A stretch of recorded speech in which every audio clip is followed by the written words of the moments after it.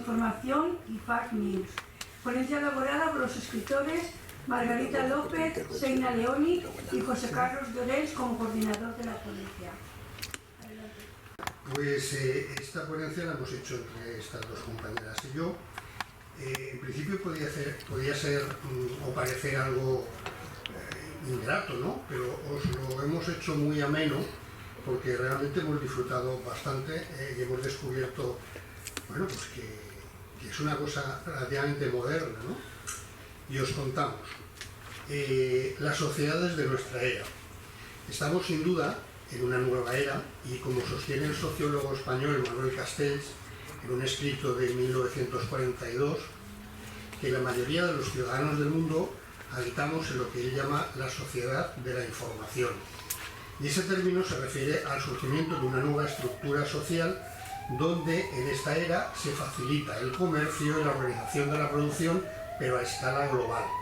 Entonces eso propicia que de una forma muy acelerada las nuevas formas propicien la interacción, la interconexión y la comunicación. Así pues, hemos de ser conscientes de que esta nueva forma de integración mundial a través de las nuevas tecnologías es muy beneficiosa, pero a su vez cuenta con los numerosos peligros que le confiere el hecho de poder navegar en la red de redes.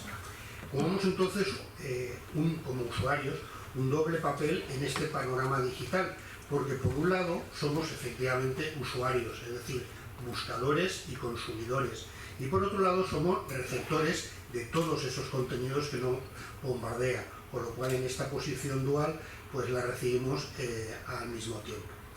A ello han contribuido un escenario donde incurren nuevos elementos como las fake news, las noticias falsas, los bots, que son programas que realizan tareas repetitivas, los clickbaits, que son ciberanzuelos, es decir, son ganchos con fines lucrativos que nos aparecen vía internet, lo dejamos ahí. Y luego otras formas modernas de desinformación. De forma constante nuestro idioma recibe la incursión de terminología extranjera, que básicamente son barbarismos, neologismos, anglicismos y demás términos que nos invaden desde otros países. Son palabras que se incorporan al castellano pues unas veces por el novismo y otras veces por la influencia de medios y personas que tienen una gran visibilidad. Muchas veces la moda de una expresión, de cualquier cosa, la trae un comentador de noticias, un periodista extranjero o una persona que ha estado en un telediario. Entonces se hace viral esa palabra, esa expresión y luego ya se queda. Pues en el caso de las fake news se hace referencia a una serie de noticias o de información relevante que resulta ser falsa o no veraz y que se lanza con diferentes propósitos. Desde, por un lado, adoptar una cortina de humo para maquillar una situación o un tipo de información, hasta generar un bulo o desacreditar la noticia real o fidedigna contra la que se compita.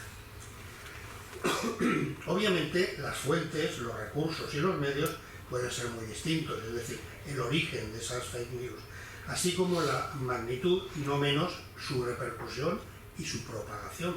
Así que este fenómeno es relativamente reciente y la actual estructura de la globalización permite que esa infraestructura de Internet alcance un radio de acción a tiempo real muy importante. El desarrollo de las nuevas tecnologías de información y comunicación ha permitido que esta dispersión de noticias falsas sea utilizado para transformar una preocupación global. Hay un investigador, concretamente se llama Jonathan Albright, del Town Center of Digital Journalism de la Universidad de Columbia, que señala que si bien aún no existe una definición precisa, se trata, a fake news, de un contenido que puede ser viral y que muchas veces está sacado de contexto. Así está relacionado con la desinformación o la propaganda y no deja duda de que es un engaño intencional. Ya en la época de los romanos se pagaba por hacer pintadas que pretendían desacreditar a ciertas personas. O sea, ya se lo habían inventado ellos. La diferencia es que en aquella época se circunscribía la difusión de esas noticias a entornos muy reducidos. Hablábamos de barrios o de pueblos. Claro, con los avances tecnológicos actuales, esa posibilidad de propagación obviamente es exponencial. El hecho de recibir la noticia de una fuente conocida, llámese amistad, grupo, medio habitual, le confiere un carácter de veracidad. No es lo mismo que te la cuenten, que venga de un grupo de WhatsApp y tal, que aparezca por ahí. Y en segundo lugar, la difusión tiene muchos más promotores para compartirla. Le llega a todo un grupo. Esta abrumadora difusión dota a la noticia de una característica básica y es que diluye el interés o la preocupación por contrastarla y que finalmente su repetición masiva la convierte en verdadera y la viraliza. Es decir, la da por buena esa información que muchas veces no sabemos ni nos hemos preocupado de averiguar de dónde viene. Así pues, se ha investigado y se confirma que la propagación de las noticias políticas bien planteadas tiene un efecto que triplica en todos los contenidos cualquier otro tipo de noticia. Las políticas, 3 veces más de consecuencia. Vamos a analizar lo que es una fake news a través de una serie de elementos. La mayoría de ellas constan de los mismos. Primero, es una noticia de alto impacto, que no cuentan tonterías o se las inventan importantes. Su destino es generar un impacto emocional en nuestra mente que impide la duda o la verificación. Se suele acompañar de texto, imágenes o ambos para que su receptor sienta la necesidad de compartirla. Evidentemente, cuando vemos un texto de 200 palabras, si va acompañado de algunas imágenes, parece que nos es más agradable, ¿no?, para volcarnos en él. Por otra parte, al compartirla, utilizamos esa información como una confirmación de que el individuo o la fuente tiene razón, porque nos viene de un medio conocido, y así se refuerza el proceso de la difusión. Al ser los receptores, más normalmente grupos afines a una ideología o creencia, no se cuestiona la noticia, como podría ser de otra parte el intentar ponerla en duda, ¿no? Por otra parte, también otro de los elementos de las fake news es la velocidad de propagación. Todos entendemos que Internet es un arma de doble filo. La memoria colectiva también es el punto de convergencia donde conduce esa noticia que con el paso del tiempo ese grupo al que ha llegado comienza a tener la misma versión aun siendo falsa. Es decir, cuando una noticia la comparte mucha gente y tiene un porcentaje de mentira, conforme se agranda y se comparte y se dispersa, gana en veracidad y sigue siendo falsa. Así pues, el resultado no es el mismo que la información original vertida. El cerebro tiende a completar la información que recuerda más difusa y elige el relato que le sugiere mayor veracidad. Así acaba por convencerse de que eso es así, aun sabiendo que no es cierto. Por eso, al recordarla, se pone en funcionamiento el protocolo del recuerdo.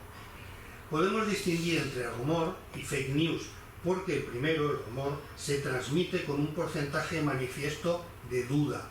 El rumor no ofrece una veracidad completa. Mientras que, en cambio, la fake news tenemos la certeza, ¿no? Nos la venden como que es cierto. También hay otra diferencia entre la categoría de fake news, lo que es la histórica y lo que es la actual. La histórica obviamente se circunscribe en un ámbito más local, más reducido y más específico, y su capacidad de difusión es más lenta, evidentemente por su entorno. Mientras que la actual, el alcance es enorme y la explicación la tiene, vuelvo otra vez, a Internet. Proporcionalmente es exponencial su difusión. La repercusión de este tipo de noticias tiene otra característica que segmenta al entorno, la polarización. ¿Qué entendemos por polarización? Pues es aquella parte en que se encarga de que esa expansión de la información se viralice, porque se expande en un colectivo afín a esa ideología. Entonces, la forma de presentar esa noticia anula la capacidad de crítica y por tanto le confiere ya directamente mayor efectividad porque no la cuestionamos. Entonces se impone como una verdad. Así pues, sigue prevaleciendo el componente emocional, que es el objetivo del impacto de la fake news, al racional, cuando nosotros intentamos razonar y ver de dónde viene eso. Otro de los elementos que tiene este tipo de información, las fake news o las noticias falsas, es que se caracteriza por una composición de un ingrediente principal que se llama posverdad. La posverdad no es ni más ni menos que construir una propia verdad a través de ¿qué? Pues de dos elementos básicos, lo que crees y lo que quieres. Entonces, con esa simbiosis de ambas partes, pues entonces ese es el objeto realmente el que persigue la noticia, el éxito, porque si la noticia dice algo afín a lo que yo creo, a lo que cree mi grupo, la damos por buena. Entonces esto crea la confirmación de una idea preconcebida. Más datos. Estas fake news o noticias falsas se basan también, tienen tres elementos de éxito que son muy obvios.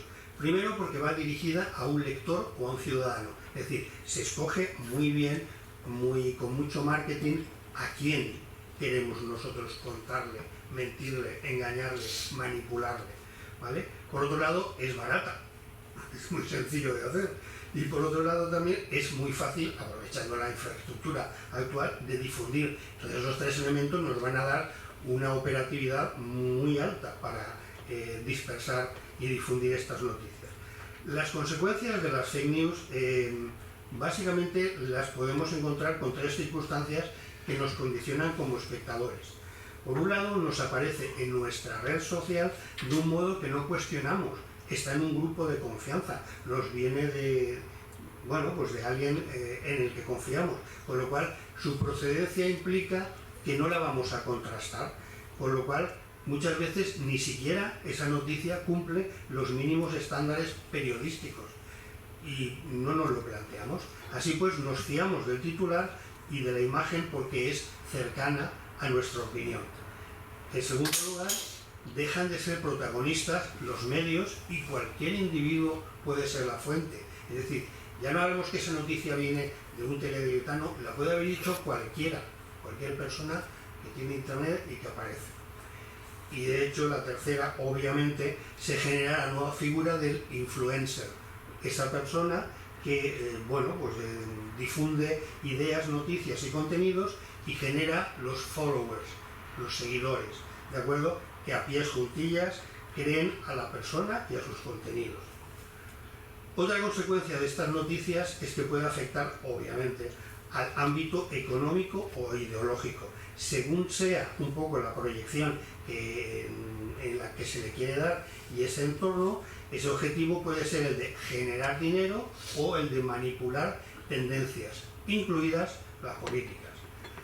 Como diferencia entre la propaganda y la fake news, la propaganda es un concepto que lo que intenta es convencer de algo, ¿vale? Mientras que la fake news lo que pretende es crear una realidad, exista o no exista. Es decir, te vende la moto, la tienes ahí. Llegados a estos extremos también encontramos un término un poco más técnico que se llama infocalipsis, ¿vale? Y este término hace referencia a ese momento en que la manipulación de la información llega a tales niveles de selección que una persona sin medios ya no es capaz de distinguir qué parte de realidad y qué parte de ficción tiene esa noticia. Con lo cual es un peligro porque si está cercana a nuestras creencias, lo que va a hacer es que descartemos todo lo que no es eso. Bien, hemos de advertir también el peligro que supone entregarse a Internet como la zona de confort donde nos movemos y la propia polarización de las redes, que las redes tienden evidentemente a barrer para casa, Y esto hace que cada vez que visitamos el algoritmo, lo que decía antes el compañero, nos van estudiando plataformas y al visitar el algoritmo le vamos dando al núcleo de información una cantidad de mensajes y de datos que lo que hace es que se reduzca nuestra voluntad. Nos lo dan ya hecho, nos lo creemos. Se genera también cierta apatía por los medios de información y al final uno no considera las fuentes habituales como fidedignas, con lo cual esto evidentemente preocupa mucho. Muy bien, un segundito. Y finalmente, como complemento de estas fake news, hay otra nueva palabra que se llama deep news.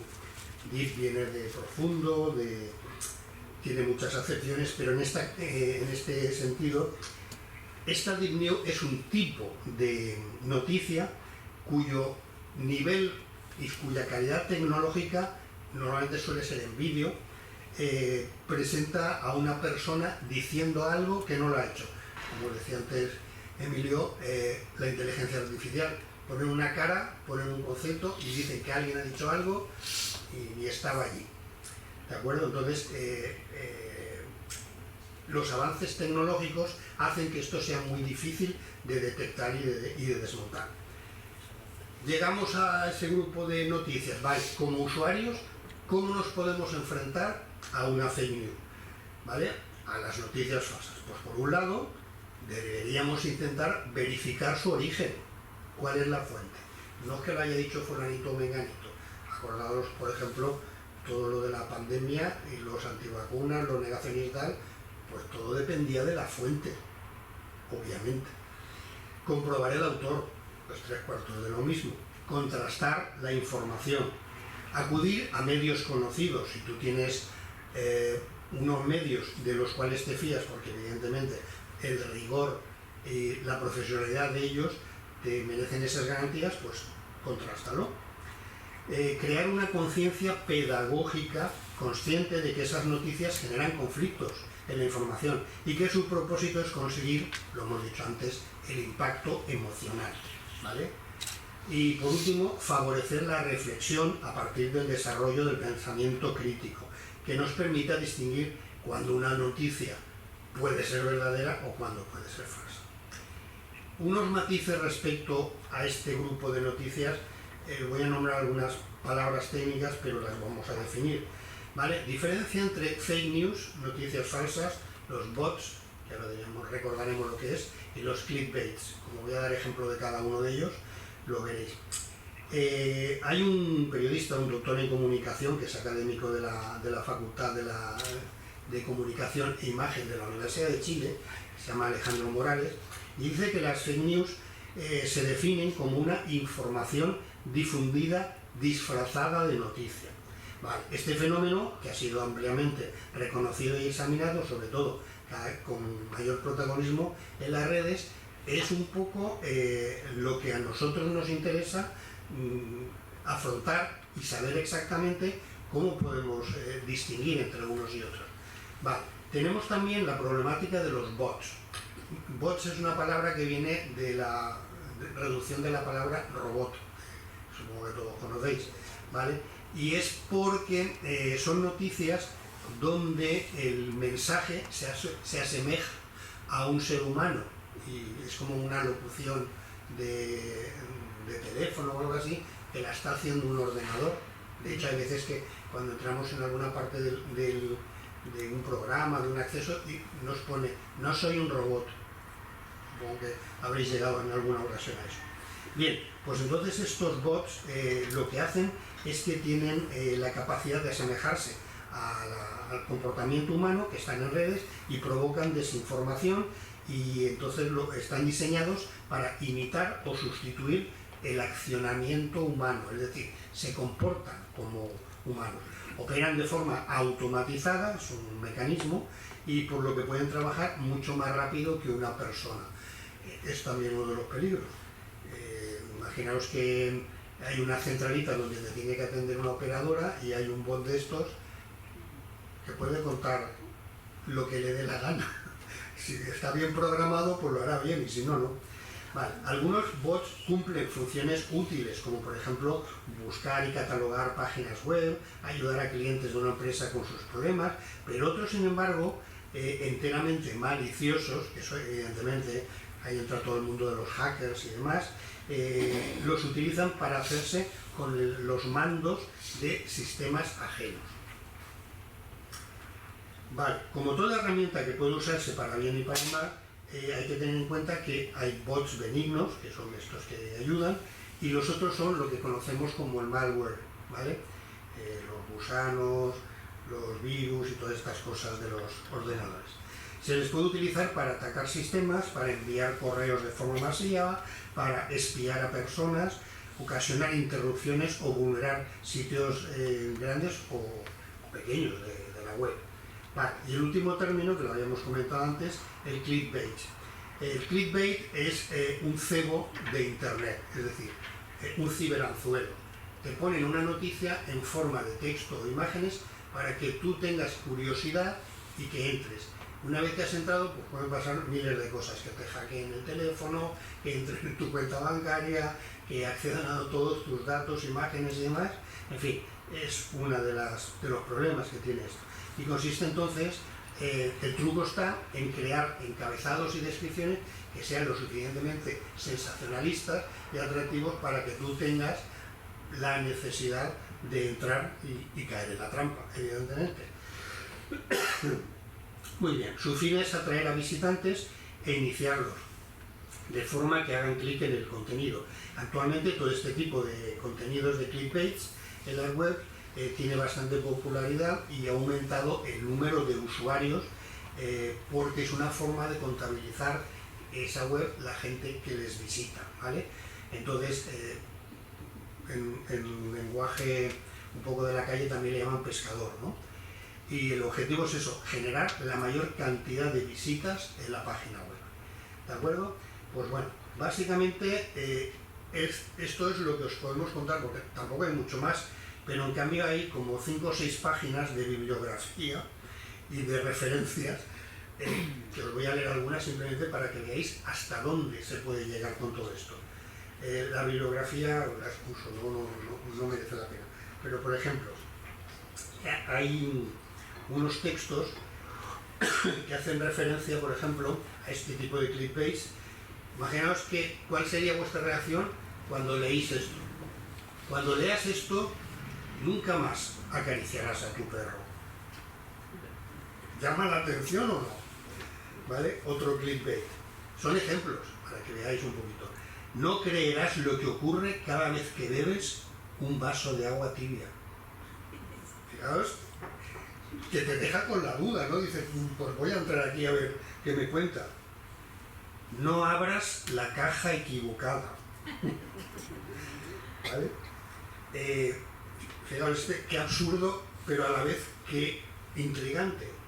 Un estudio demuestra que las playeras a rayas perjudican la salud. Vale. 30 cosas perturbadoras que la gente descubrió tras mudarse a una casa nueva. Es para que veáis un poco hasta dónde se puede jugar con el impacto emocional a través de un texto. Nosotros que somos escritores y nuestra herramienta es la palabra, pues fijaros los que tienen un objetivo un poco más ambicioso, ¿no?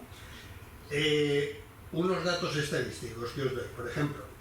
Porcentaje de la población que consumió noticias falsas en el mundo, esto es de estos 2 últimos años, 71%. Porcentaje de población preocupada sobre el uso de la información falsa como arma en el mundo, 76%. Y luego, medio de comunicación menos fiable y confiable a nivel mundial, las redes sociales. Son 3 datos que, vamos, en fin. Luego también hay otra página y media de estadísticas muy interesantes. Es que se estudian todos los datos de aquí. Frecuencia de exposición a la desinformación y noticias falsas en Estados Unidos en 2022, por ejemplo. Perfiles y medios de comunicación españoles más seguidos de Twitter. Estadísticas en Facebook para páginas españolas en medios de comunicación más populares. Y así, en conceptos, en años y en zonas, te da una cantidad de información que dices, bueno, la gente de verdad se para a hacer estos estudios, o sea, todos no vienen de la Universidad de Massachusetts. En fin.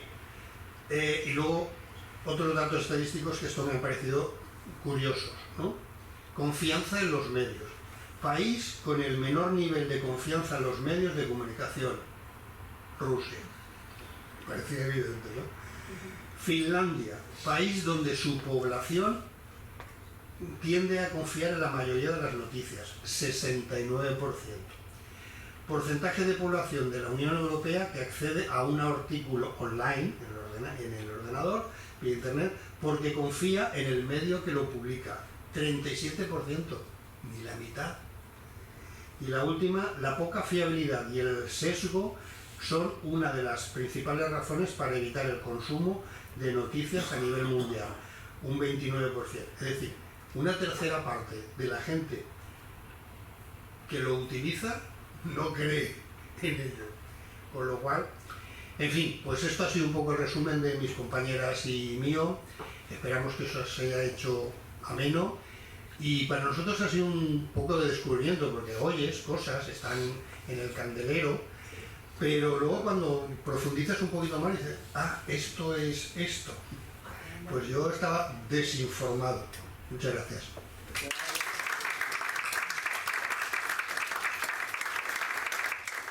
Muchas gracias, José Carlos. Nos has ilustrado mucho.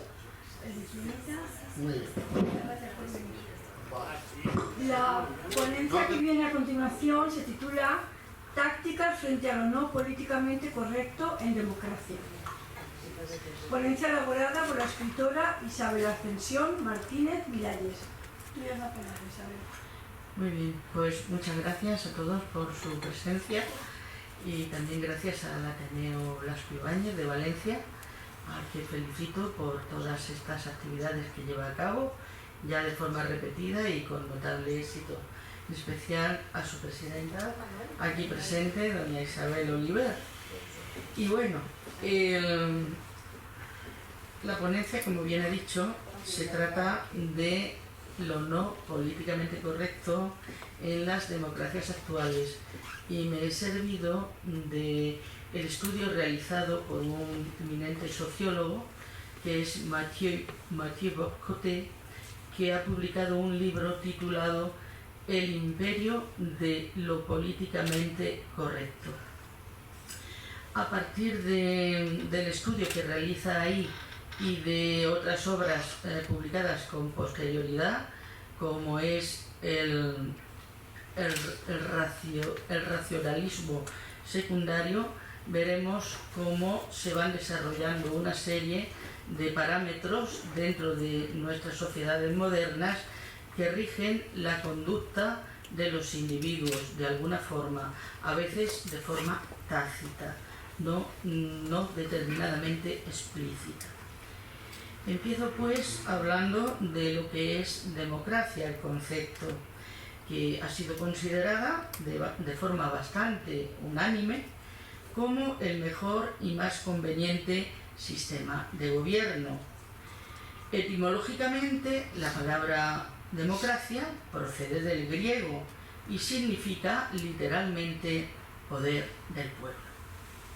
Sin embargo, el supuesto poder del pueblo en las democracias actuales puede verse fácilmente comprometido, como bien nos han demostrado otros ponentes como el anterior compañero, con la ayuda de diferentes factores, entre los que podemos contar las nuevas tecnologías y el inmenso poder de redes y más media, amén de otros elementos coercitivos, entre los que se encuentran la estigmatización social y el ostracismo cívico, siempre y cuando no se respeten esos parámetros consensuados, a veces no por la mayoría, sino por minorías que funcionan de una forma bastante agresiva o voraz frente a aquellas otras ideologías que pudieran comerles terreno, por decirlo de alguna forma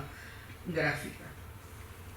El autor canadiense, y aquí me remito a lo que decía al principio, Mathieu Bock-Côté, en su obra El imperio de lo políticamente correcto, analiza desde una posición privilegiada al ser canadiense, ciudad, o sea, país que, como sabemos, es fruto de unas innovaciones que van por delante en cuanto a la expansión de estas ideologías, la imposición de lo políticamente correcto, ya que Canadá es considerada el país del mundo donde la nueva ortodoxia política está implantada de forma más radical y generalizada. En este país, los postulados de género y la cultura woke, despertar en inglés, con su laicismo intransigente, están presentes con mayor radicalidad de lo que podemos ver en los Estados Unidos o Europa. Según Bock-Côté, Canadá representa en el imaginario político contemporáneo el cometido de un Disneyland de la diversidad. Lo importante es la diversidad, llegando a ser, en palabras de su autor, la propuesta de un modelo universal, el país que ha renunciado a su plena sustancia identitaria y que se define por su deseo de impulsar la máxima búsqueda de la diversidad. En el campo democrático nos encontramos, pues, con aquellos que creen en la democracia como sistema de expresión de la voluntad popular, respetando los cauces e instituciones legales, y los que, alzados en la cultura woke, despertar, despierto ante la injusticia social, ante la manipulación de los medios, ante lo que se viene repitiendo de una forma no efectiva. Y esto llevado a un extremo.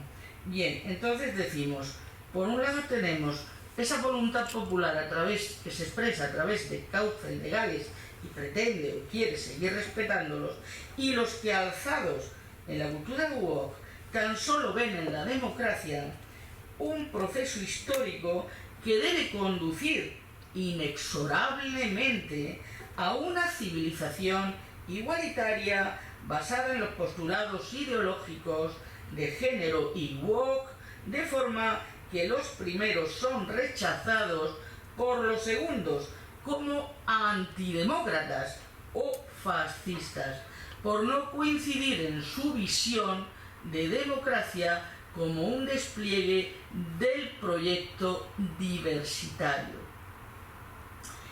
En este mismo libro al cual hacemos referencia, en la página 47 nos dice el autor: lo políticamente correcto es un dispositivo inhibidor cuya finalidad consiste en sofocar, reprimir o demonizar a los críticos del régimen diversitario y del legado de los radicales años 60, y con mayor atención excluir del espacio público a todos aquellos que transgredan esta prohibición.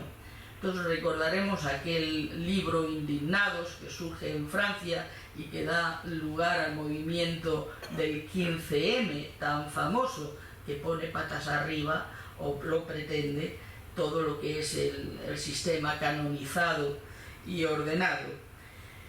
Y todos sabemos que muchas veces es necesaria la revolución en una sociedad para alcanzar cambios, pero esto es simplemente un análisis sociológico que se puede entender.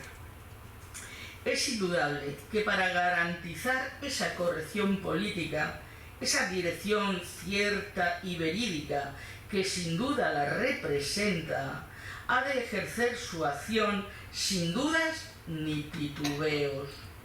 Y aquí me voy a permitir, como educadora, como profesora, recordar un fenómeno que se ha achacado a nuestra juventud en su mayor parte.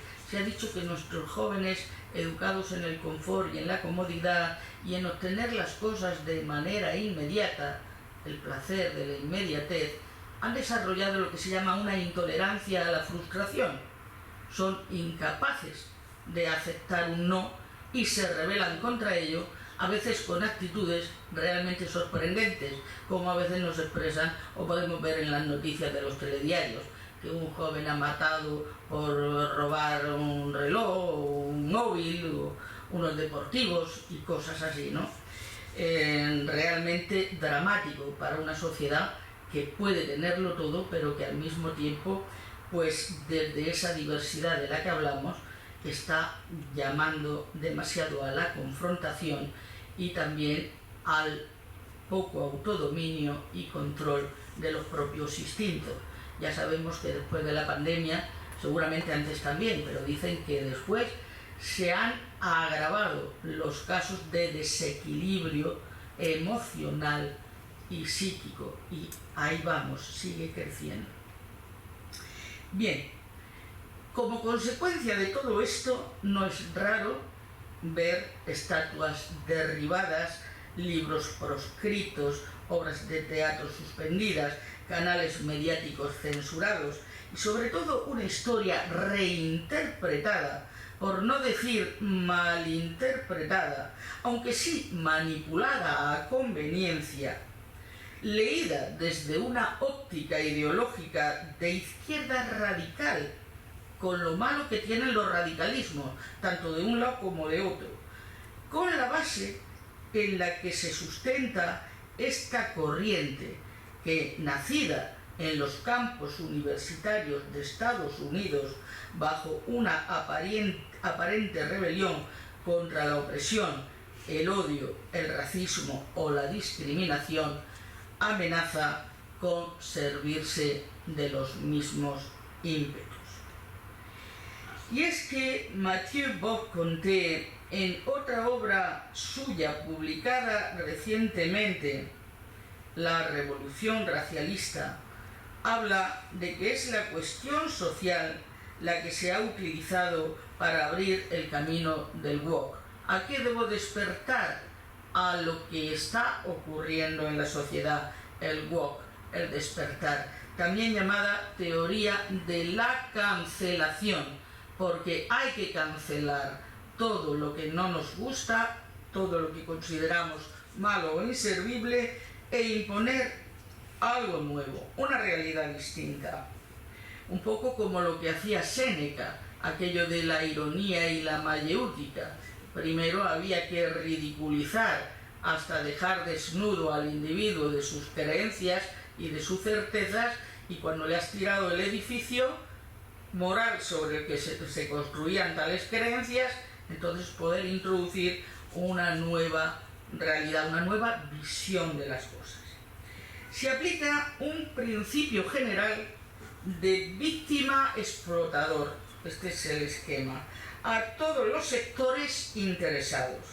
De tal manera, la cuestión racial se lleva a cabo imponiendo una especie de vergüenza o penitencia al blanco que no se atreve ni a mencionar la palabra en cuestión, por el mero hecho de serlo, de ser blanco, y son racistas igualmente por ello, por ser blancos. Por el contrario, las personas racializadas, ojo, son la nueva categoría mesiánica, por el simple hecho de serlo. Lo que comenzó su andadura bajo los postulados de una cuestión racial se ha extendido a otros ámbitos, como la ideología de género, o incluso al cuestionamiento de la civilización occidental de base cristiana. Semejante estrategia sería el argumento utilizado para tachar de racista y esclavista a alguien que ayudó a miles de nativos americanos, como Fray Junípero Serra, fomentando incluso su persecución más allá de la historia. De igual manera, una persona blanca no podría o no debería traducir la obra de una poetisa de raza negra. Eso ocurrió realmente en el caso de Amanda Gorman. La ideología del wokismo o de la cancelación, cancela todo lo que no es políticamente correcto según su versión, ha tenido gran acogida en el mundo del entretenimiento, los medios de comunicación y, por supuesto, la política. En definitiva, el objetivo de esta ideología es reeducar por completo a la población, deconstruir sus prejuicios y sesgos implícitos, en aras de una pretendida igualdad o justicia histórica que, más que asegurar su progreso, nos conduce en múltiples ocasiones, como podemos comprobar, a contextos ya superados. Para Bock-Coté hay un claro vínculo entre ideología de género y este pensamiento que avanza demoliendo identidades y culturas. El pensamiento racial consistente en intentar demostrar que el hombre y la mujer no existen como seres reales equivale a decir que todo lo real es manipulable, que puede disolverse en cualquier ortodoxia ideológica. Lo masculino y femenino se convierten en categorías ideológicas reaccionarias y la fluidez de género se convierte en la nueva base antropológica de la identidad sexual. Así, la sociedad se convierte en un campo de reeducación ideológica donde nada es lo que parece. Ni que decir tiene que en nada está excluido el vandalismo y la violencia en todas sus formas y manifestaciones contra la autoridad y el orden establecido y contra todo símbolo que llegue a ser considerado representativo de algún elemento radicalizado en el discurso wokista.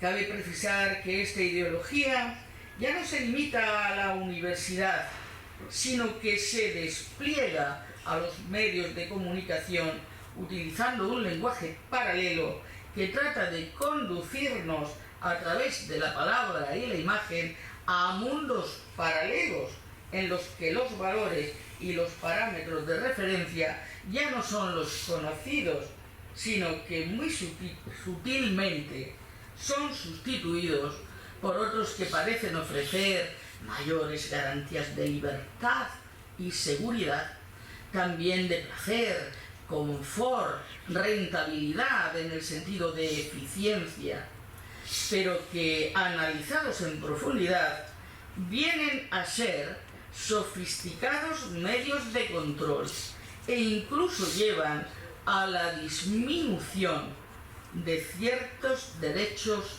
cívicos ya adquiridos, los cuales no es que sean explícitamente negados, sino que simple y llanamente se ignora al ciudadano en temas tan importantes para la salud, los recursos hídricos, ecológicos, etc., como se recoge en la Agenda 2030, que al final uno no sabe quién la ha votado.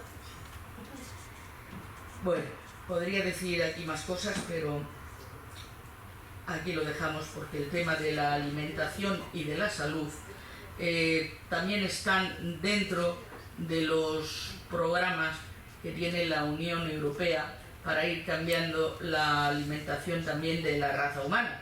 Cierto es que en muchos países sabemos que han comido insectos desde hace mucho tiempo, ¿no? Pero tenemos aprobado en el Boletín Oficial del Estado, por esto de los reales decretos que también decía el profesor Hoyos anteriormente, desde el 5 de enero está aprobado en España el permiso, la autorización para incluir en determinados alimentos grillos, pecata doméstica y escarabajo del estiércol. Esto va en harinas, salsas, triturados, etc. Entonces uno se pregunta, ¿quién está votando eso? ¿Quién nos está teniendo en cuenta como ciudadanos y de qué manera, cuando llegue el momento y todo el mundo esté hechizado con esos sabores y muchos no sepan ni lo que es, aunque dicen que tiene que venir especificado, pero bueno, luego viene la letra pequeña que a ver quién la ve y a ver quién se detiene, ¿verdad? Pues entrará dentro de la moda y será una parte más de lo políticamente correcto y ahí nos están cambiando nuestra forma tradicional de alimentación. Y luego que nuestro ADN sea capaz de reconocer eso como válido y que no empiece a crear mutaciones y a crear problemas de intolerancia y mil enfermedades que vienen como consecuencia de no tomar las cosas pues en el sentido natural, que ya forman una tradición en los organismos y en la vida de las personas, ¿verdad? Somos objeto de experimentación, estamos continuamente experimentando en las sociedades y en las personas, y eso es así. Es necesario plantear, decimos, desde una visión crítica, una firme resistencia a la anulación de los principios fundamentales sobre los que se asienta y consolida toda una civilización que, aunque con vocación de evolucionar, no entiende bien los mecanismos por los que esta ideología de la cancelación, nunca mejor dicho, ejerce tal poder de hechizo y fascinación sobre las nuevas generaciones, las cuales están siendo más que nunca víctimas de la desorientación y el vacío, del nihilismo y la falta de valores, y por consiguiente de la depresión y del suicidio. No es mentira, son datos estadísticos y están ahí. Y uno puede entender, pues claro, los jóvenes están hartos, se rebelan por no tener un futuro que les garantice una independencia económica, una independencia en la vivienda con respecto a los padres, etc. Pero claro, legalizar, por ejemplo, que alguien pueda darte una patada en la puerta de tu casa y que entonces tú, que has estado pagando la hipoteca toda la vida, te quedes sin tu propiedad privada o tenga más valor el recibo de la pizza que ha mandado traer para justificar que ya ese es su domicilio más que tu escritura, pues tampoco parece que eso sea lo más saludable dentro de lo que llamamos un Estado de Derecho y dentro de un respeto a los ciudadanos normales. Pero estamos bastante calladitos, ¿eh? Es cierto que el mundo avanza a velocidad de vértigo, que lo que hoy es un dogma, mañana puede estar pasado de moda, incluso antes. Una persona puede cambiar de trabajo, de domicilio, de look o de pareja en un santiamén y nada pasa. Es una sociedad que persigue el hedonismo, el placer y la eficiencia a cualquier precio, y que además, tal vez por eso mismo, ha recibido el nombre de modernidad líquida. No sé si saben esto, modernidad líquida, por parte de Zygmunt Bauman, aunque alguien lo haya elevado ya a estado gaseoso. O sea, vamos más rápido que el líquido, vamos más rápido todavía. Claro, es normal que las personas necesitamos un tiempo para asimilar los procesos. Y lo que ocurre con esta sociedad que avanza tan rápidamente es que no hay tiempo de asimilar nada. De pronto una cosa es un bombazo y al momento ocurre otra peor o más fuerte y aquella ya pasó, ya quedó archivada en el cajón. Y así vamos. No sé si recordarán ustedes, aquel dato me llamó a mí la atención, el fallecido premio Nobel Camilo José Cela, cuando se iba a casar la primera infanta real, ¿no? Elena, y con Marichalá, que luego resultó fallido aquel matrimonio, ¿no? Les regaló 2 burros, 2 acémilas, y alguien dijo, esto es una indirecta que les está lanzando, como era tan cínico. Y no, y el hombre se explayó explicando el por qué había elegido aquel regalo, y más o menos venía a decir que en medio del vértigo de esta sociedad en la que nos encontrábamos ubicados o desubicados, pues que merecía la pena recuperar el tránsito sencillo, amigable, cálido y reposado de aquel noble bruto, que por tanto no fuéramos siempre de avión en avión, de vehículo en vehículo a ver cuál alcanzaba mayor potencia, mayor velocidad, sino que recuperáramos ese sentido de la contemplación, del camino, del paisaje, de las cosas, incluso de nuestra propia respiración, de la que a veces no somos ni conscientes. Dicen los orientales que todo el poder está en la respiración. Si aprendiéramos a manejar la respiración, sabríamos cómo manejar la ansiedad, los miedos, los terrores, porque la respiración es un arma que ancla o, por el contrario, que te dispara. Pero tú tienes la clave, y eso está aquí. De ahí la importancia de la meditación, del mindfulness, que no es otra cosa que meditación, que se viene practicando en sociedades orientales pues desde hace milenios. En fin, en medio de toda esta vorágine de cambios, de ideas, de líderes que zozobran ante los acontecimientos y no dudan en experimentar con los pueblos, con las personas, con sus vidas, sus esperanzas, su fe.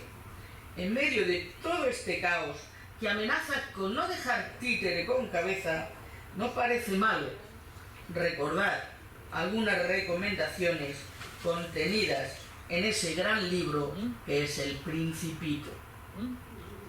Voy a decir 3 solamente, para no alargarnos. Primero, escucha la voz que clama en el desierto. En el desierto se hace el silencio interior.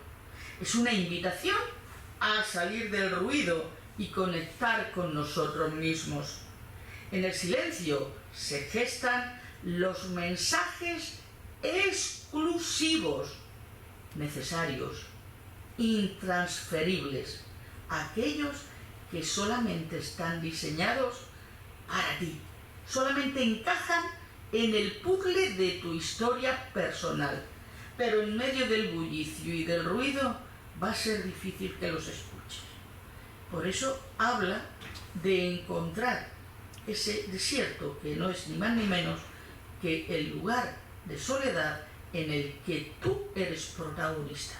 Tienes tu tiempo y tu espacio. Segundo, apuesta por tu vocación. La palabra vocación viene de vocare, llamar, convocar.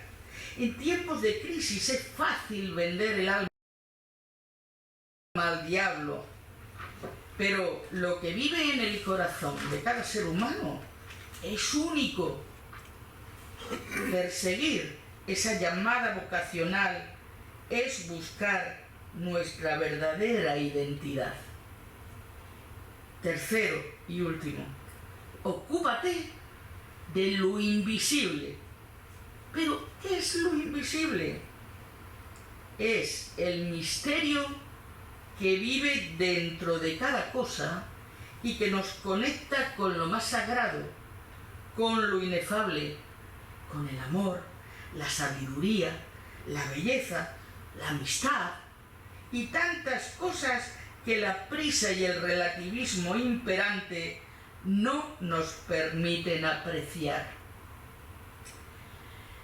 Y bueno, después del Principito es lógico que todos nos quedemos pensando un poquito, porque no solamente es sabiduría lo que ahí se esconde, sino ternura, sensibilidad, empatía, capacidad de hacernos despertar del letargo en el que tantas veces andamos sumidos como si estuviéramos medio dormidos.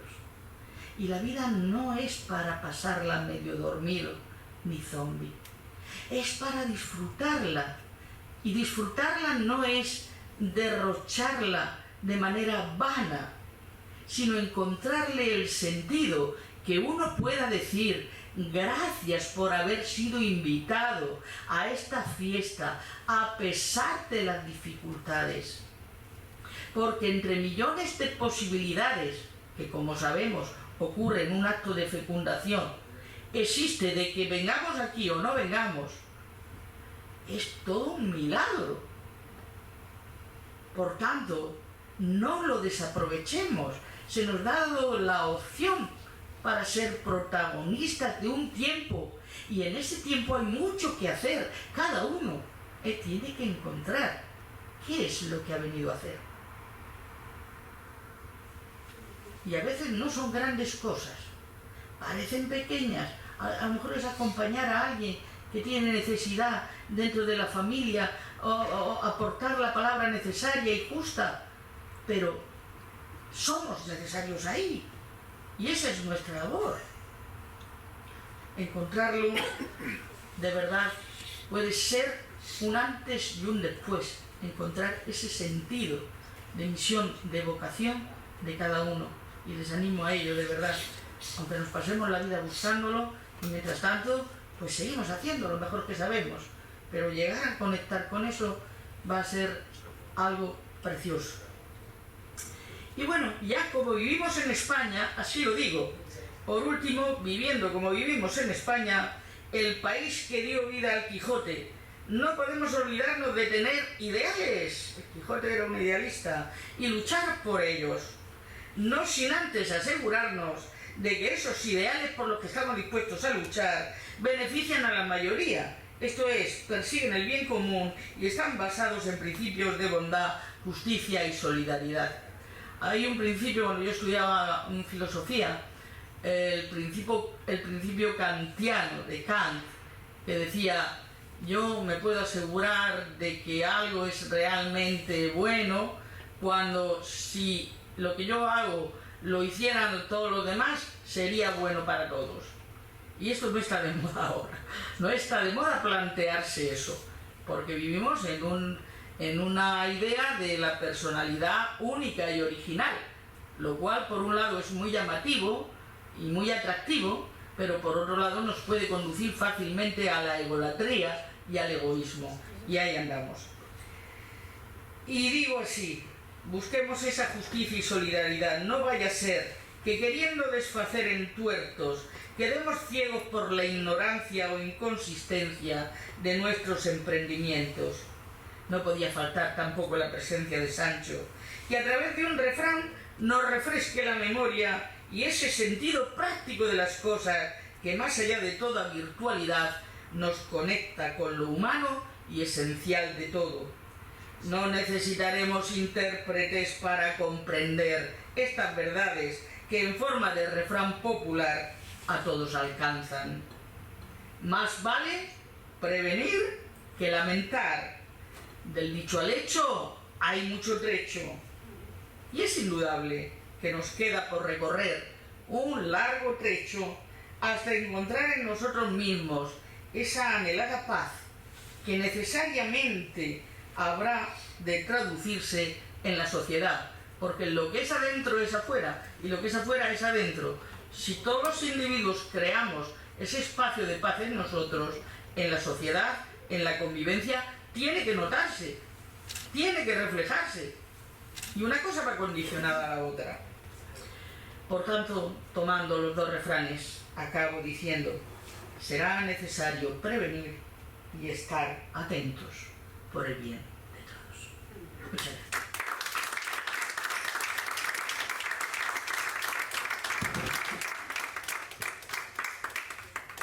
Muchísimas gracias, Isabel, por tu interesante ponencia. Gracias a ti también. Gracias a todos. Muy agradecida. Gracias.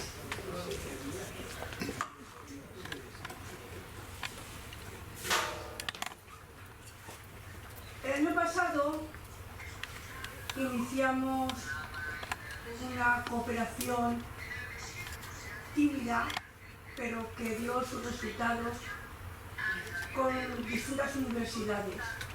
Participaron con nosotros la Universidad de Salamanca, la de Murcia, la de aquí de Valencia, dos universidades de Latinoamérica, y haciendo los estudiantes lo mismo que estamos haciendo nosotros aquí. Entre todos escogieron un trabajo, lo hicieron en conjunto y después lo grabaron. Los profesores les indicaron cómo tenían que hacerlo con sus tutores, lo grabaron, nos lo mandaron y mandaron sus trabajos, que serán publicados este año. De igual manera, este año la Universidad Autónoma de Entre Ríos en Argentina ha hecho lo mismo. Nos ha enviado ya un vídeo donde hay varios alumnos y está la profesora que les ha ayudado a hacer el trabajo y nos ha mandado los resultados y los vamos a poner en el libro. Los alumnos han sido de posgrado y se llaman Emilce Castillo, Eduardo Velázquez, César Fus, Leonardo Galarza, y han sido coordinados por la profesora Dafne Perrón Bernard.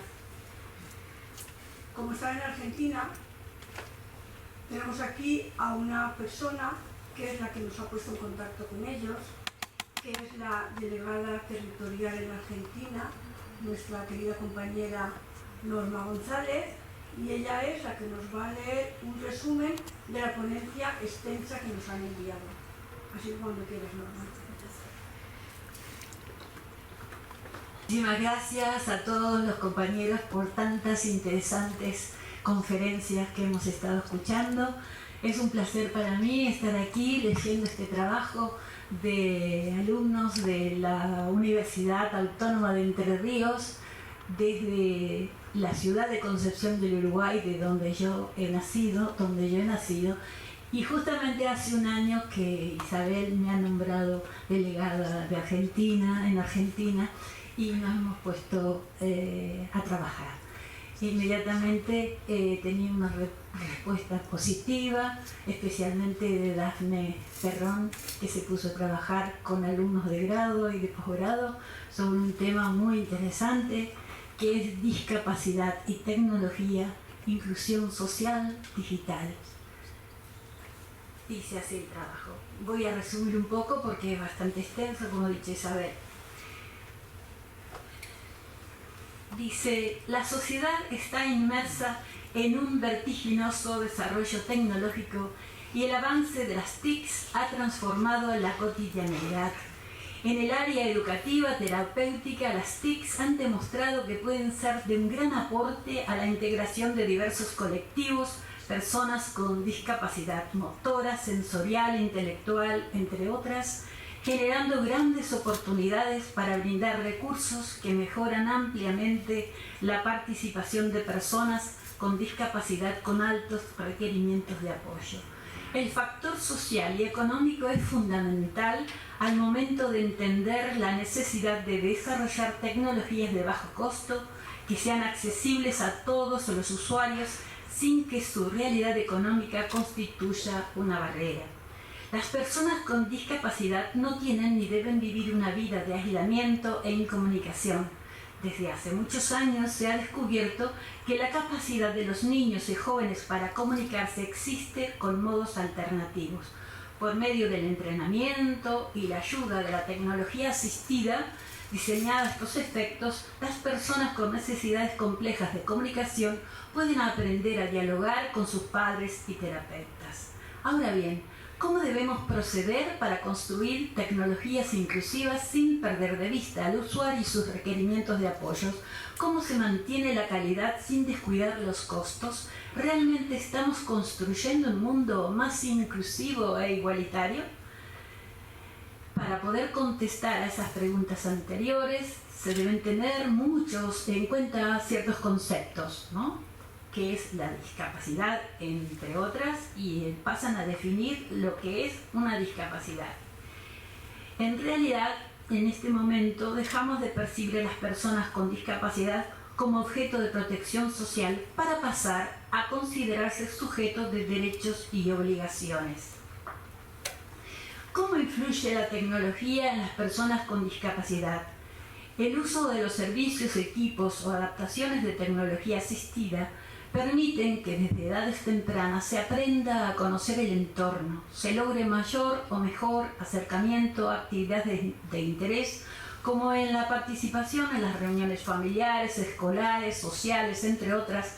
También que se les dé un acercamiento más allá de su habitación o el cubículo terapéutico, con lo que se logra la interacción con los demás para ampliar las experiencias del individuo y con ello reforzar su autoestima y calidad de vida en general. Entonces, esa incorporación de las TIC de fácil acceso y los medios y formatos aumentativos y alternativos de comunicación son facilitadores de la construcción de vínculos interpersonales de las personas con discapacidad con el medio donde desempeñan actividades de la vida diaria.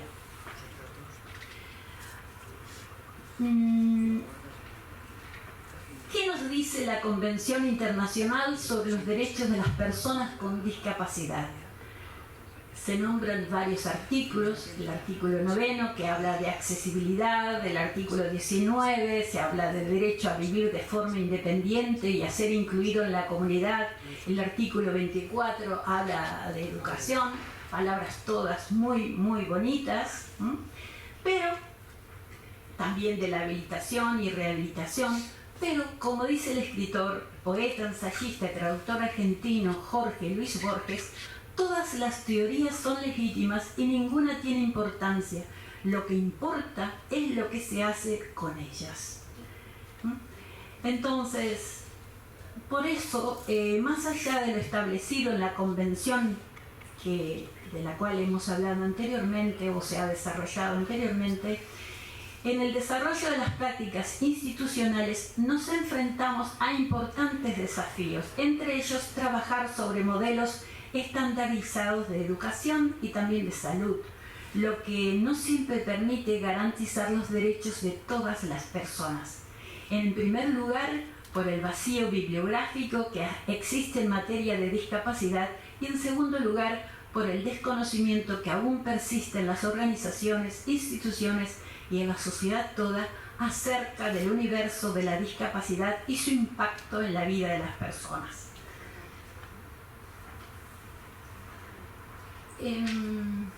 Entonces es momento de preguntarnos cómo influye la tecnología en las personas con discapacidad. La accesibilidad en términos teóricos puede ser descrita como lo define la Real Academia Española. La accesibilidad permite que cualquier persona pueda disponer y utilizar las edificaciones, servicios o productos en igualdad de condiciones que los demás. En este sentido, la igualdad de condiciones no solamente está dada por la accesibilidad en términos físicos o edilicios, sino también simbólicos y culturales. Además, el factor socioeconómico es fundamental al momento de entender la necesidad de desarrollar tecnologías de bajo costo. En la actualidad, la industria de la tecnología asistida está limitada y especializada y atiende principalmente a mercados de altos ingresos. Las herramientas tecnológicas son de costo elevado, resultando en la mayoría de los casos inaccesibles para las familias. Esto profundiza la inequidad, los viejos paradigmas y los problemas relacionados con la provisión y las barreras para el acceso. Las personas de bajos recursos dependen así de donaciones, siempre aleatorias, o de servicios caritativos que a menudo privilegian la entrega de grandes cantidades de productos usados o de mala calidad. Estos productos, en general inadaptados al usuario o al contexto, no se acompañan de mecanismos de reparación o seguimiento. En esta línea cabe destacar que el costo de estos dispositivos suele quedar muy por encima de lo que la seguridad social puede proveer. Por lo antes expuesto surgen las siguientes preguntas. ¿Quiénes son los actores que transitan la universidad? ¿Para quiénes se piensa y se hace ciencia? ¿Cuáles son las alianzas que debemos instalar para poder transformar nuestra realidad? Lo que se menciona a nivel mundial y en Argentina. Ellos opinan que somos partícipes de una era en la cual se menciona mucho la inclusión, aunque a veces queden meras palabras. Las personas que tienen alguna discapacidad, sea desde nacimiento o adquirida, a lo largo de la historia han quedado excluidas o relegadas de la sociedad. A nivel mundial, en el año 2006, se realizó la Convención sobre los Derechos de las Personas con Discapacidad de las Naciones Unidas, en donde se resalta los derechos de las personas con discapacidad, de las cuales hemos nombrado previamente para el desarrollo de este escrito. En el caso específico de Argentina, se realizó en 2018 un estudio nacional sobre el perfil de las personas con discapacidad, donde los resultados se especifican a continuación. La prevalencia de población con dificultad resultó de un 10,2% de la población de entre 6 años y más, en viviendas particulares, en localidades de 5.000 habitantes, de la cual un 10,8% son mujeres y un 9,5% hombres. la franja de edad fue del 5% entre los 6 y 14 años, del 4,8% entre los 15 y 39 años, del 12,1% entre los 40 y 64 años, 25,4% entre las personas de entre 65 y 79 años, y crecía ya a partir de los 80 años en un 46,6%. En el caso específico de la República Argentina hay muchos problemas con la importación de los productos para poder hacer más factible esa tecnología especializada. Hay muchos impuestos sobre la importación.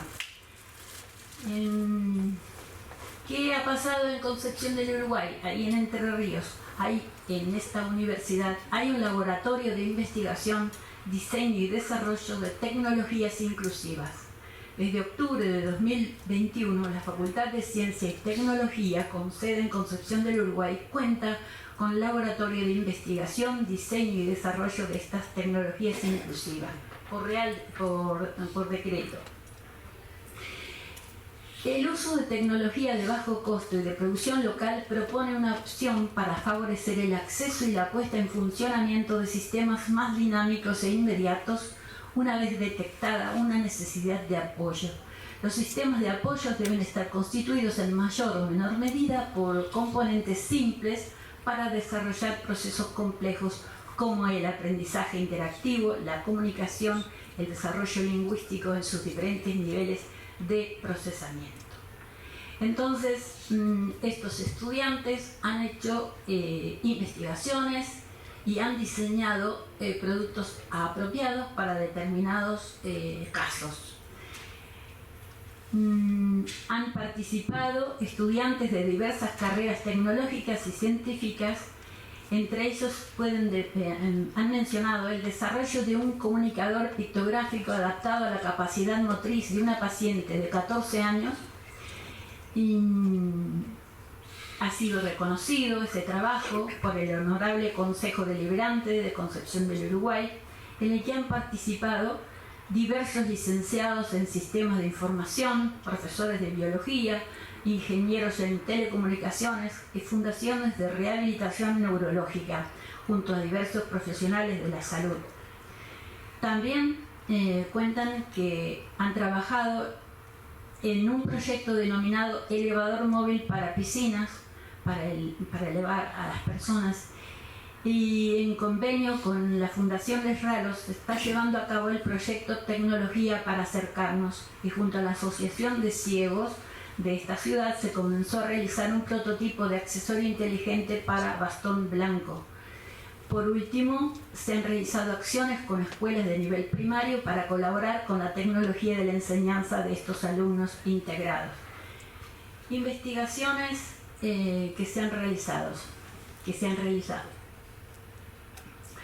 El trabajo interdisciplinario e interinstitucional resulta fundamental para la investigación, el diseño y desarrollo de tecnologías centradas en las personas con discapacidad, y de esta manera logran romper con el producto enlatado, ese producto que se fabrica para todos en general. Ellos se han dado cuenta que cada persona es un mundo, entonces están trabajando de forma individual y a medida para cada uno de estas personas que tienen discapacidad. Se han dado cuenta, después de hacer estos trabajos, que se requiere muchísimo esfuerzo, más esfuerzo de los que necesitan emplear, que siguen desarrollando productos enlatados en realidad, pero que tienen que estudiar muchísimo esos cambios motrices y físicos en estos usuarios. Y comprenden que la realidad que se está viviendo en Argentina, donde los recursos de las familias de personas con discapacidad son mínimos, tanto económicos como educativos y sociales, entonces esa tecnología desarrollada solamente se implementa en las instituciones a donde concurren y no en toda su vida diaria. Y tercero, el objetivo de desarrollar tecnologías a bajo costo para que así todas las personas que la necesitan, sin importar su clase social, puedan acceder, muchas veces se vieron muy difíciles de lograr, dado que no se consiguen, como dije antes, esos componentes necesarios para llevarlas a cabo. Hicieron varios proyectos y nos explican aquí que dividieron el proyecto en varias etapas. En una primera etapa se realizaron visitas a una fundación llamada La Casita, que es un centro de rehabilitación neurológica que se trabaja en casos de discapacidad severa, con los cuales se celebró un convenio.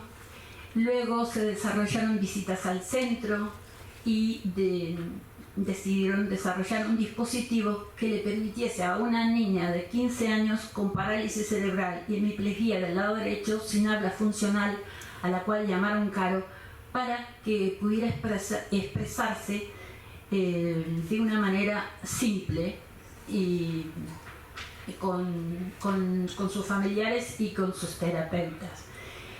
Entonces eso llevó un trabajo de campo muy serio.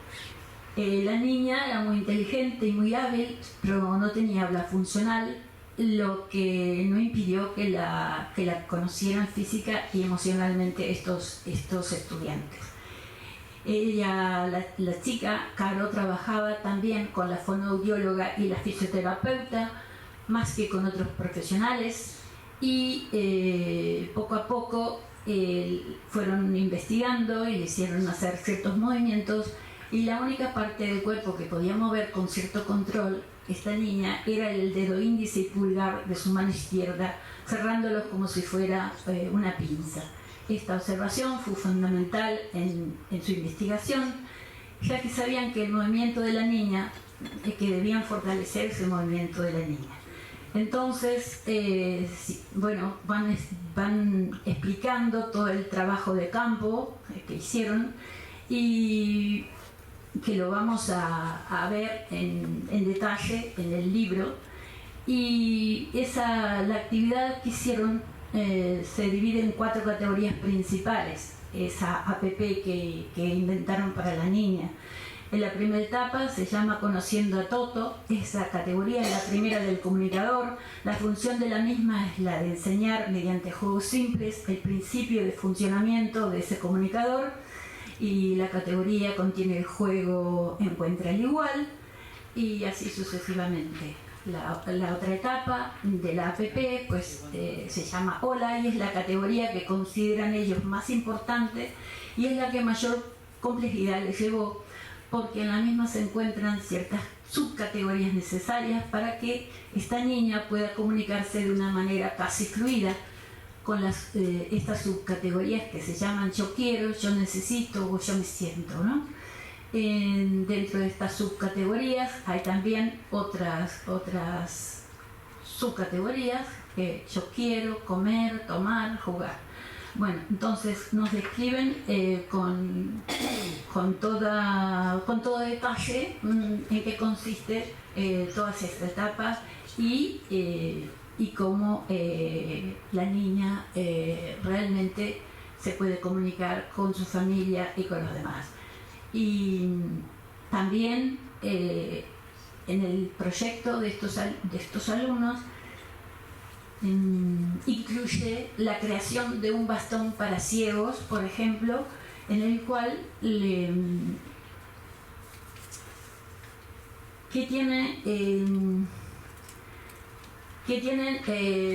con este bastón blanco los ciegos pueden controlar la humedad, también van a incluir un GPS de orientación total. Para ir finalizando, ellos dicen, nos queda mucho por contar, pero quisimos resumir en estos proyectos nuestras experiencias como estudiantes de carreras tecnológicas de grado y posgrado. Todos los proyectos realizados por el laboratorio tienen como objetivo realizar tecnologías inclusivas de calidad a bajo costo. Ese es el gran problema, los costos. A través de los diferentes proyectos que realizamos pudimos observar que es muy necesaria la integración del ámbito educativo a la resolución de problemas de inclusión de las minorías que tienen dificultades específicas, ya sean motoras, de expresión o de comprensión, al ambiente social, ya que esto resulta en una gran mejoría en la calidad de vida de los individuos objetivos de los proyectos. Estas dificultades a su vez hacen que la comercialización de estos productos sean improductivos, ya que se necesitaría mucha mano de obra dedicada a mantener el seguimiento y mantenimiento de los elementos físicos y lógicos, para los cuales se necesitaría una gran cantidad de dinero que en nuestra realidad se vuelve una condición imposible para muchas familias que optan por realizar las recuperaciones más simples o en muchas ocasiones, lamentablemente, retiran al paciente por no contar con los medios.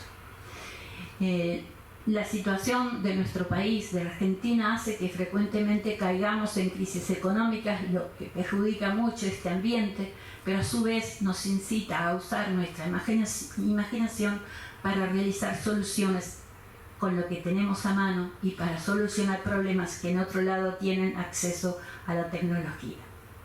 No obstante, la realización de estos proyectos para profesionales y estudiantes que no estamos tan familiarizados con la convivencia diaria de personas con discapacidad, en su mayoría motriz y sin habla funcional, nos mostraron otra realidad: el hecho de que una persona con una capacidad cognitiva intacta sea presa de su cuerpo al extremo de no poder expresar sus necesidades básicas, como la de ir al servicio o poder decir qué malestar estaba sintiendo. Eso nos dio la fortaleza para seguir adelante, apostando a la inclusión real, a visibilizar todos estos problemas que estas personas afrontan día a día, y con esto generar conciencia de que todos, en su mayor o menor medida, podemos poner nuestro granito de arena para hacer una sociedad más justa, igualitaria, equitativa, rompiendo las barreras que le impiden a las personas con discapacidad gozar plenamente de sus derechos a una vida digna. Y con esto termino, y haciendo una reflexión. Hemos estado hablando de hechos negativos, muchos hechos negativos, pero hay una esperanza en el mundo, porque siempre hay gente positiva y dispuesta a ayudar a los demás, como en el caso de esta gente, de estos estudiantes universitarios, que están muy involucrados en ayudar a la gente con discapacidad. Muchísimas gracias.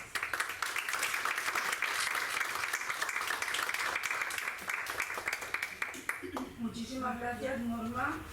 Ha sido un magnífico portavoz de la Universidad Entre Ríos. Gracias. Gracias. Gracias a ti por todo este proyecto y por estar aquí todos exponiendo nuestras realidades y ayudando a los demás de una manera directa e indirecta. Hola, mi nombre es Rosana Sosacito, soy vicerrectora de la Universidad Autónoma de Entre Ríos. Es un gusto para nosotros como universidad estar participando de este Ateneo. Quiero dejarle un saludo muy especial a la presidenta, a Isabel Oliver González, y decirles que espero que esta sea la primera de varias acciones que podamos hacer en forma conjunta a futuro. Muchas gracias. Hola, nosotros somos de la Facultad de Ciencia y Tecnología, sede Concepción del Uruguay, de la Universidad Autónoma de Entre Ríos, y antes de comenzar queremos agradecer la oportunidad de poder participar desde Argentina en este Ateneo. Y en particular agradecemos y saludamos a su presidente Isabel Oliver González. Bueno, nuestro escrito se denomina Discapacidad y Tecnología, Inclusión Social Digital. La sociedad está inmersa en un vertiginoso desarrollo tecnológico y el avance de las TICs ha transformado la cotidianidad. En el área educativa y terapéutica, las TICs han demostrado que pueden ser de un gran aporte a la integración de diversos colectivos. Personas con discapacidad motora, sensorial, intelectual, entre otras, generando grandes oportunidades para brindar recursos que mejoran ampliamente la participación de personas con discapacidad con altos requerimientos de apoyo. El factor social y económico es fundamental al momento de entender la necesidad de desarrollar tecnologías de bajo costo que sean accesibles a todos los usuarios sin que su realidad económica constituya una barrera. Las personas con discapacidad no tienen ni deben vivir una vida de aislamiento en comunicación.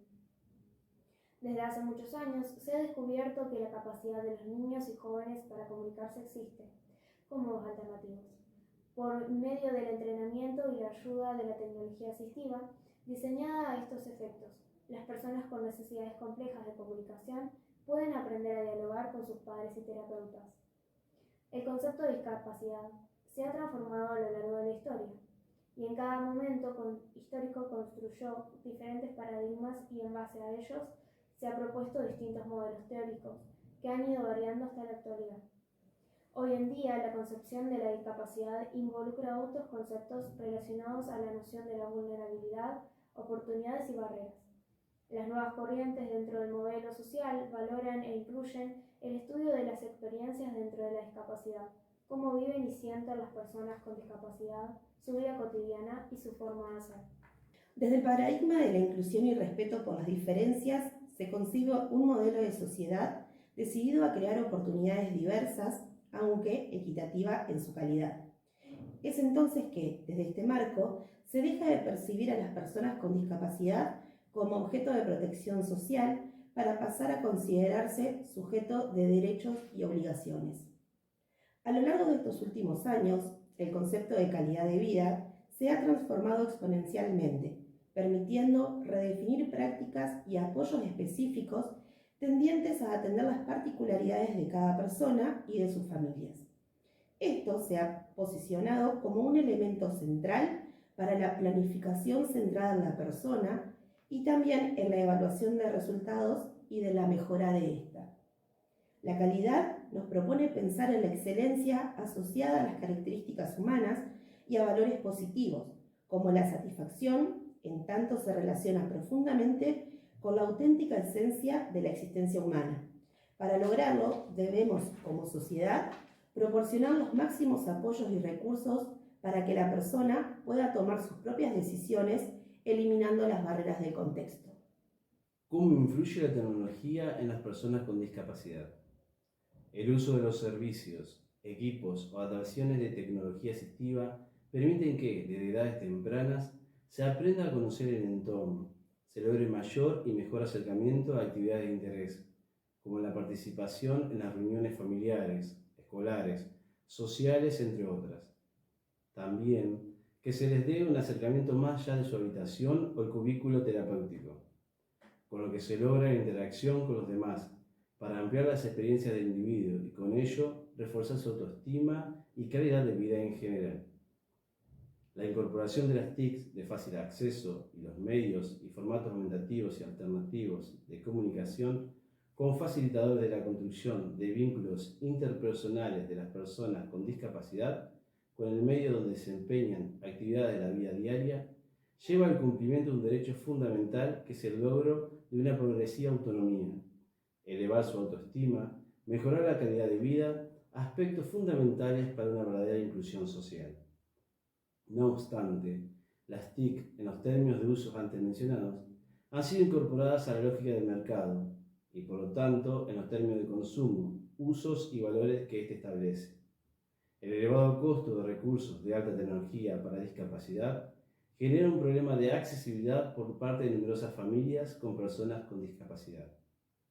Las integraciones interinstitucionales logradas para la formulación de proyectos pretenden, bajo un proceso de adecuación sociotécnica, iniciar un sendero de desarrollo de tecnologías asistivas para la inclusión social.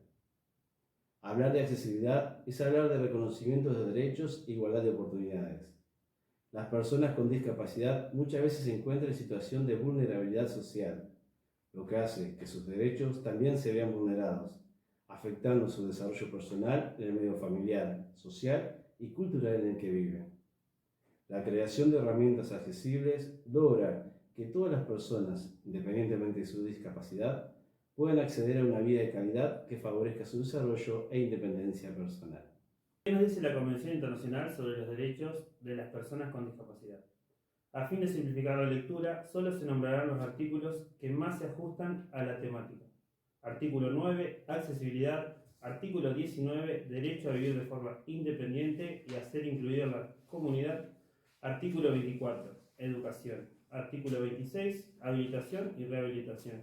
Como bien dice el escritor Jorge Luis Borges, todas las teorías son legítimas y ninguna tiene importancia. Lo que importa es lo que se hace con ellas. Por lo que, más allá de lo establecido en la Convención, en el desarrollo de las prácticas institucionales nos enfrentamos a importantes desafíos, entre ellos, trabajar sobre modelos estandarizados de educación y también de salud. lo que no siempre permite garantizar los derechos de todas las personas. Muchos aspectos de la calidad de vida de las personas con discapacidad pueden verse afectados por la falta de acceso a oportunidades y también a recursos alternativos que le permite interactuar de manera más fluida con las personas y también con los entornos físicos. Esta falta de acceso a oportunidades se convierte entonces en una barrera para el desarrollo de las personas con discapacidad. Desde octubre del 2021, la Facultad de Ciencia y Tecnología, sede Concepción del Uruguay, cuenta con el Laboratorio de Investigación, Diseño y Desarrollo de Tecnologías Inclusivas, INTECLAB, el cual tiene el objetivo de fortalecer las actividades de I+D, la formación de recursos humanos de alta calidad y la cooperación con el medio, entre otros, teniendo en cuenta que existen muchas necesidades a cubrir. Por esto, es necesario comenzar con el objetivo de incorporar nuevos conceptos relacionados con el cambio de paradigma en discapacidad. El uso de tecnologías de bajo costo y de producción local propone una opción para favorecer el acceso y la puesta en funcionamiento de sistemas más dinámicos e inmediatos, una vez detectada una necesidad de apoyo. Investigaciones que surgen como respuesta. Sostenemos que el compromiso de las instituciones universitarias es crear conciencia en la comunidad sobre la importancia de construir una sociedad inclusiva que rompa las barreras ideológicas, brindando a las personas con discapacidad igualdad de oportunidades, logrando la equidad por medio de la inclusión. El trabajo interdisciplinario e interinstitucional resulta fundamental para la investigación, el diseño y desarrollo de tecnologías centradas en la persona con discapacidad, y de esta manera lograr romper con el producto enlatado, valorando los requerimientos de apoyo tecnológico que necesita cada persona. Todos tenemos algo para decir. El primer proyecto, denominado Tecnologías Inclusivas Móviles para el Desarrollo Social y Educativo de Personas con Discapacidad, consistió en el desarrollo de un sistema alternativo y aumentativo de comunicación para un adolescente de 15 años con parálisis cerebral y hemiplegia del lado derecho, sin habla funcional, a quien llamaremos CAR. El mismo consta de dos partes. Por un lado, un sistema de comunicación desarrollado en Android, en donde tiene pictogramas que representan lo que uno quiere decir y van pasando de manera automática con un delay entre pictograma y pictograma, configurable a la necesidad del usuario. Cada imagen tiene relacionado un sonido propio y representan las diferentes palabras o acciones que una persona dice en la vida cotidiana. Este se activa con un dispositivo adaptado al movimiento controlado de CAR. Accesorio para bastón de personas con discapacidad visual. Diariamente las personas con discapacidad visual, cuando transitan por la ciudad, están expuestos a diversos riesgos. Ellos usan el bastón como extensión de sus sentidos, pero este por sí mismo no llega a protegerlos de imprevistos que pueden encontrarse en su camino, lo que conlleva a que sean expuestos a diversos accidentes, ya que el bastón solo les puede indicar a niveles bajos de altura si hay algún obstáculo por delante, quedando expuestos a lastimaduras en su cabeza o parte superior del cuerpo. El mismo consta de sensores que detectan obstáculos tanto a nivel de piso como en altura, los cuales mediante sistemas de vibración diferentes le avisa que hay un obstáculo. También cuenta con un sensor de humedad para evitar charcos de agua y terminar con los pies mojados. El derecho a una educación de calidad. Este proyecto surge de la preocupación de docentes y directivos de una escuela primaria de nuestra ciudad, quienes se acercaron al laboratorio para plantearnos su problemática. Xiomara, una niña de 7 años con parálisis cerebral, quiere estudiar y ellos le quieren dar una educación de calidad. No obstante, no cuentan con los recursos necesarios y ven cómo se retrasa en las actividades diarias o le generan un gran esfuerzo físico. Para poder aportar nuestro granito de arena, se nos pidió poder digitalizar las actividades de selección de opciones y generar un dispositivo que ella pueda utilizar con un mínimo esfuerzo.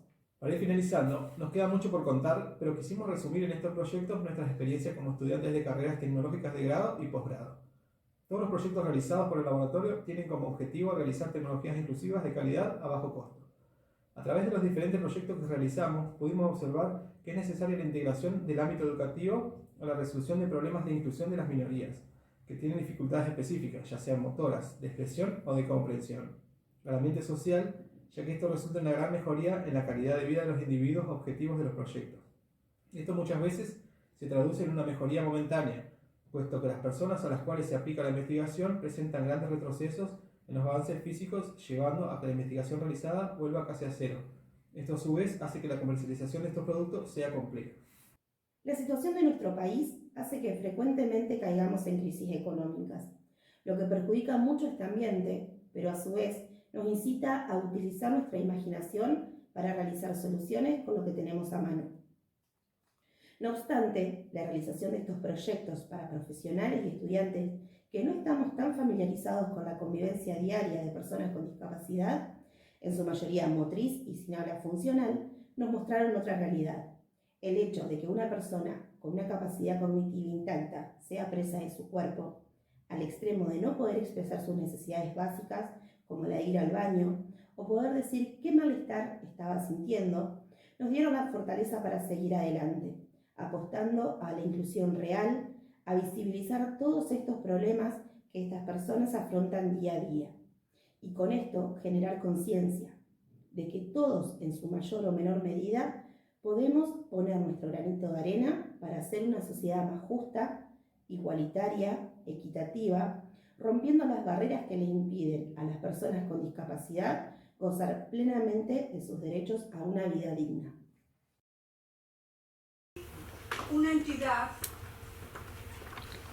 mundialmente famosa, de reconocido prestigio, a la que yo ya tenía ganas de verle aquí en esta tribuna. Llevo un par de años rondando, a ver si lo consigo, y por fin ha llegado el momento. Estoy hablando de Amnistía Internacional. Tenemos aquí al equipo autonómico de comunicación de Amnistía Internacional de la Comunidad Valenciana. Cuando queráis podéis subir aquí. Elma Sopeña Valordi. Elma Sopeña Valordi. Si habéis venido más de uno, subid aquí, por favor, los que hayáis venido. ¿Habéis venido 1, 2 o 3? Vale. Voy a leer el título de la ponencia que nos va a presentar. Se titula La situación de las mujeres en Irán y Afganistán en septiembre de 2023. La represión en Irán. Cuando quieras, Elma. Gracias, Isabel. Muchas gracias por habernos invitado a Amnistía Internacional y bueno, esperamos que sigamos hablando con nosotros. Bien, pues las noticias pasan de moda, pero la vulnerabilidad de las personas perdura, por desgracia. ¿Quién se acuerda de Afganistán? ¿Quién se acuerda de Irán? Desde el 31 de agosto al 3 de septiembre, Amnistía Internacional expuso la desgarradora situación de las mujeres en Afganistán y en Irán en el mercado de Tarnería. Fue una exposición itinerante que con fotos y textos da cuenta de lo que muchas mujeres valientes en ambos países han sufrido por defender los derechos humanos. ¿Y cómo estamos a día de hoy en ambos países? La toma del poder por parte de los talibanes en Afganistán en agosto del 21 ha dado lugar a un declive económico que ha aumentado la inseguridad alimentaria, ha generalizado la pobreza y ha deteriorado de la forma más terrible los derechos humanos. Los talibanes se comprometieron a lo que no han querido cumplir, provocando un agravamiento de la situación de los derechos humanos, especialmente de las mujeres y de las niñas. El apartheid de género abarca la educación, la participación pública, el espacio político y laboral, la libertad de movimientos. Hace falta recordar que las mujeres en Afganistán no pueden trabajar, con excepción del personal sanitario, pero únicamente atendiendo a mujeres, ni estudiar cuando cumplen 12 años, ni salir de casa si no es acompañadas por su marido o por su padre, ni entrar en un gimnasio, ni despegarse del estricto código de vestimenta, ni utilizar el transporte público con hombres, ni asomarse al balcón, ni siquiera estar en un parque si no es en la zona que les ha sido asignada. ¿Y qué les queda? Las tareas domésticas, el yugo familiar, la crianza de los hijos. El auténtico apartheid de género. En Afganistán las mujeres son castigadas por la aplicación de la Sharia, viviendo en un clima de terror en el que no hay rendición de cuentas por las violaciones de sus derechos, ni existe un sistema de justicia sensible al género y accesible para ellas. Las revoluciones adoptadas por las autoridades afganas se aplican a través de actos opresivos, tales como la desaparición forzada y el uso sistemático del encarcelamiento, la tortura y otros malos tratos. ¿Nos puede extrañar, entonces, que los estudios demuestren que el número de suicidios entre las mujeres haya aumentado de manera alarmante? El Parlamento Europeo hizo varias declaraciones por la situación que viven las mujeres en Afganistán y ha pedido a la Comisión que emita visados especiales para las mujeres afganas que buscan protección y la apertura de corredores humanitarios. Pero el Parlamento Europeo no tiene la potestad de legislar, tampoco tiene la de tomar decisiones. Sus resoluciones no son vinculantes.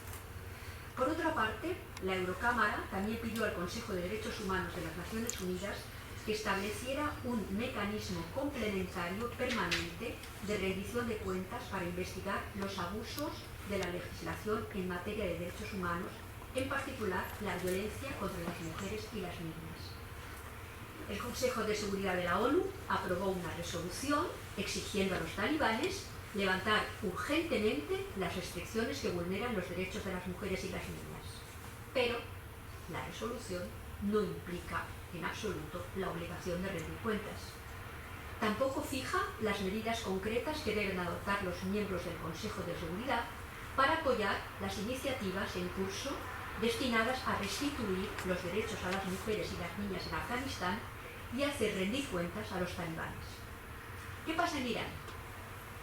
La situación puede parecer menos demencial, pero el desprecio por los derechos humanos del régimen iraní va incluso más allá de la discriminación de las mujeres y las leyes sobre el uso del hijab, y alcanza a las minorías étnico-religiosas, a profesionales del derecho, a periodistas independientes, a activistas de la sociedad civil y a cualquier tipo de disidencia. Homicidios ilegítimos, detención y ejecución de manifestantes, tortura generalizada, incluida la violación bajo custodia, hostigamiento generalizado de familiares de víctimas. Las autoridades se han negado en absoluto a llevar a cabo investigaciones independientes e imparciales sobre las violaciones de derechos humanos cometidas durante el levantamiento Mujeres, Vida, Libertad y el periodo posterior también. Y no han tomado ninguna medida para hacer rendir cuentas a los presuntos responsables penales. Al contrario, las autoridades han aplaudido a las fuerzas de seguridad por reprimir el estallido y han protegido a los funcionarios frente a la rendición de cuentas. El aniversario de las protestas Mujer, Vida, Libertad recuerda con crudeza a los países de todo el mundo la necesidad de aplicar el principio de jurisdicción universal e iniciar investigaciones penales de los crímenes horrendos cometidos por las autoridades iraníes. Pero las mujeres, a pesar de la represión del régimen teocrático iraní, se rebelan. Las torturas y los malos tratos en los centros de detención no paralizan la protesta pacífica que representa mostrar el cabello y quitarse el hijab.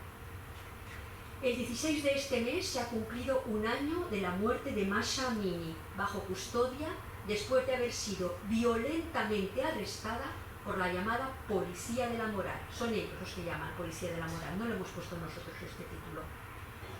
Que somete de forma continuada a mujeres y niñas a detención arbitraria, a tortura y malos tratos por no cumplir con las leyes abusivas, degradantes y discriminatorias sobre el uso obligatorio del velo.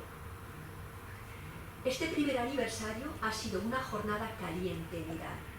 Las fuerzas de seguridad han disparado contra quienes se manifestaban en Teherán y se practicaron numerosas detenciones.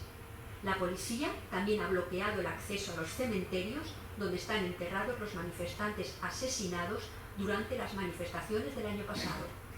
El padre de Mahsa Amini fue detenido permaneciendo en arresto domiciliario. En Irán se ha impuesto un moderno sistema para reprimir a las mujeres con el proyecto Hijab y Castidad. se utiliza la tecnología de reconocimiento facial para informar al Poder Judicial de las mujeres que no lleven el velo, así como para identificar a las mujeres en el interior de un coche y en las empresas en las que las mujeres no usen el velo.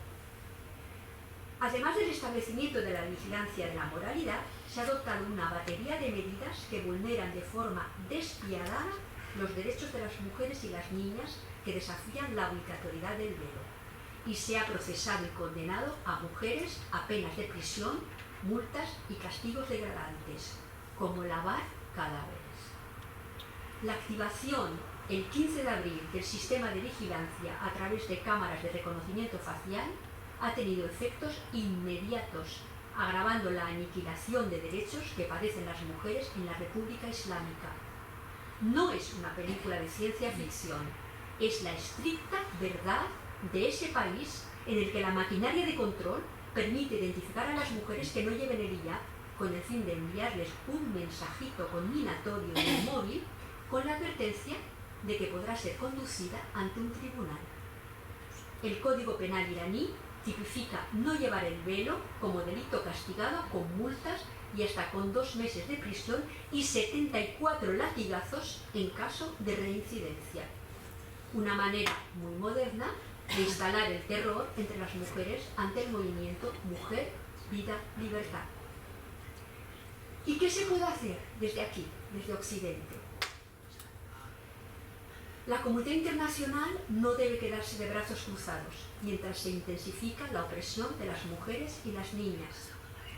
La respuesta de los Estados no debe limitarse a contundentes declaraciones públicas e intervenciones diplomáticas, sino conllevar el uso de vías legales para que las autoridades de ambos países rindan cuentas por ordenar, planear y cometer violaciones de derechos humanos generalizadas y sistemáticas contra las mujeres y las niñas. El mundo se está acostumbrando a oír cada día más atrocidades cometidas contra las mujeres con una pasividad asombrosa. Se dan las noticias de las violaciones de los derechos humanos, ¿cómo se dan los resultados del bono loto? Ni siquiera con la misma intensidad que las temperaturas alcanzadas en verano, y mucho menos, por supuesto, que los resultados de los partidos de fútbol. No hay respuestas contundentes, sino una noticia más, entre otras muchas. Amnistía Internacional y la Comisión Internacional de Juristas consideran que la Fiscalía de la Corte Penal Internacional debe incluir el crimen de lesa humanidad de persecución fundada en motivos de género. Amnistía Internacional insta a todos los Estados a que se ejerza la jurisdicción universal y otras jurisdicciones extraterritoriales en relación con los crímenes de derecho internacional y otras violaciones graves de los derechos humanos cometidas por las autoridades afganas e iraníes. Esto incluye iniciar investigaciones penales destinadas a esclarecer los crímenes, a identificar a los sospechosos de responsabilidad y a emitir órdenes de detención internacionales cuando haya suficientes pruebas admisibles. Los Estados también deben contribuir a que las víctimas obtengan reparación. Tenemos esa obligación, tenemos esa responsabilidad. Al final de la sala hemos dejado unas hojas de firmas que nos gustaría muchísimo que pudieran acercarse y firmar por ellas. Gracias.